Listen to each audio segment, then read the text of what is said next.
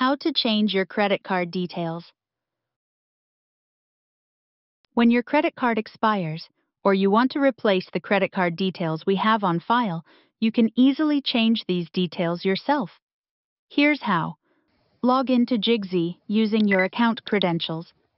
Click your name on the top right-hand corner. In the pull-down menu, select Account. Click your plan on the left-hand panel. This will take you down to see your plan details. Click the pink Manage My Plan button. JI uses the company Stripe to manage all payments. You will be taken to the Stripe area where you can see all your payment details and history. Click Add Payment Method, where you can add a new credit card. Fill in the details of your new card, and make sure that you make it your default payment method. Click Add. And your details have changed. You can now close this tab and return to Jigsy. You can check that your details have indeed changed by going back to your account and checking the last 4 digits that we have in the system.